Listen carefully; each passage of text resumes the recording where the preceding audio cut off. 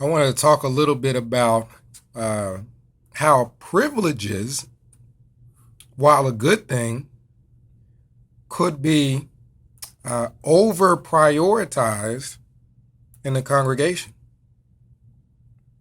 Now, there was a brother that I pioneered with, and we had a similar schedule. So we were out in the ministry together pretty often. It's a brother who's an elder, and his son apparently was getting into wrongdoing. Now, he was young, teenager, and, not all teenagers have a rebellious streak, but some do. And from my understanding, that's what was going on. And the brother talked to me. We're pretty good friends. I mean, we're in service together all the time. So the brother talked to me about, uh, the situation a little bit. Now, he didn't tell me very much at all about what his son had done.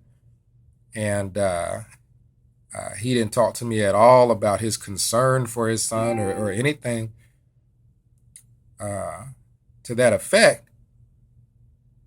What he said, and I'm going to try to quote him, he said, "Do you think I'm going to lose my privileges because he wants to act a fool?" Unquote. And that to me highlights an attitude where privileges are esteemed higher than the members of one's own household. Because, of course, for an elder to have certain privileges, he needs to be presiding over his household in a fine manner. Uh, the members of his household have to be cared for before he can care for the congregation. And sometimes taking care of the household could be viewed as a chore, where the priority is to give a talk or have a part at the meeting, which to me is the opposite.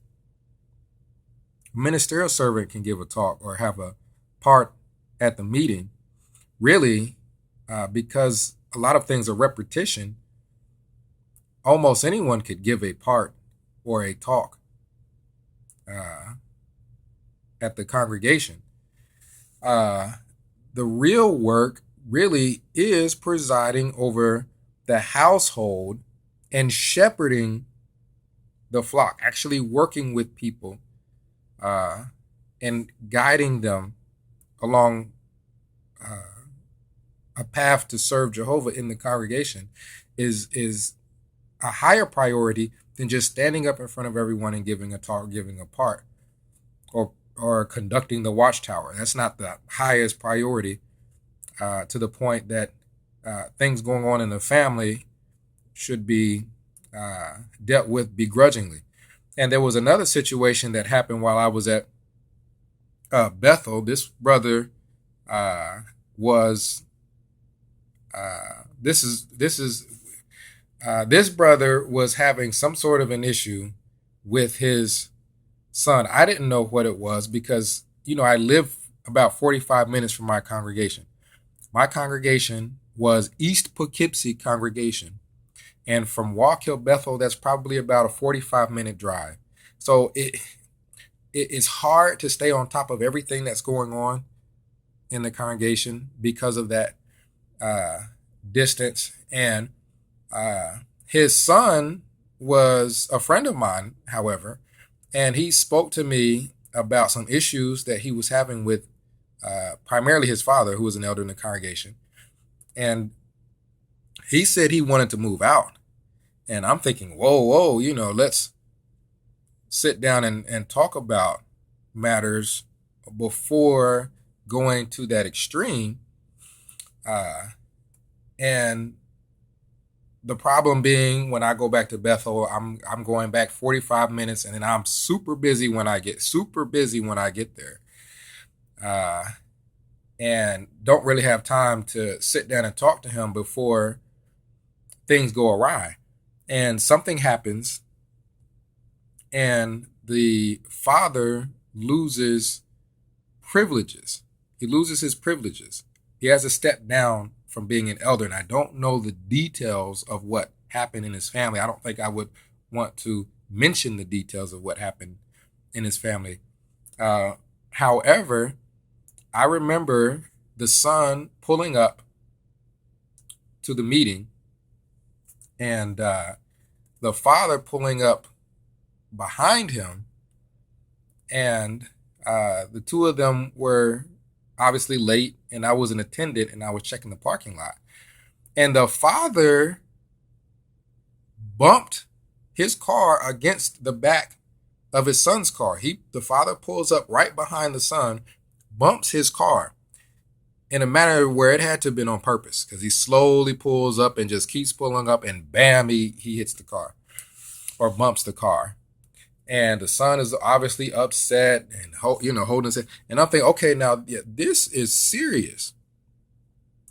And what is so upsetting about the whole situation, while that was horrific, is the brother who used to be an elder, his wife. The only thing she was ever talking about was the fact that her husband was so used to being an elder, and he's not used to having his privileges revoked. What about your son,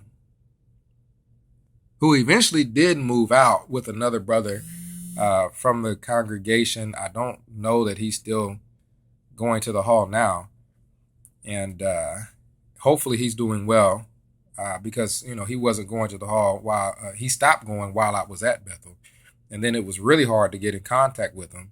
Again, me living 45 minutes away from Poughkeepsie. But the problem is that you should take or leave getting up on the platform in front of everyone and just talking about Bible principles, which is basically what giving a talk is. You want to be living those principles. You shouldn't be so upset at your son that you're willing to bump into his car and do all kinds of things like that because you lost your privileges. What about him and his welfare? And this is something that I've seen time and time again, where a parent would rather a child move out if they're going through that rebellious stage, if something's going on where the parent, the husband feels, and this could be an elder or minister or servant, the husband feels that that child's action could reflect badly on the family, and he could lose privileges instead of dealing with the situation. And this is not everyone. I'm not speaking for everyone. These are just cases that I've seen. Some people would rather their children just move out because they don't want to lose privileges, as opposed to making sure their family is taken care of. And this is just something that has always bothered me. And for me personally, it's always been, you can lead, you could give or take the platform. What's really important is working with people and making sure they're okay on their Christian walk.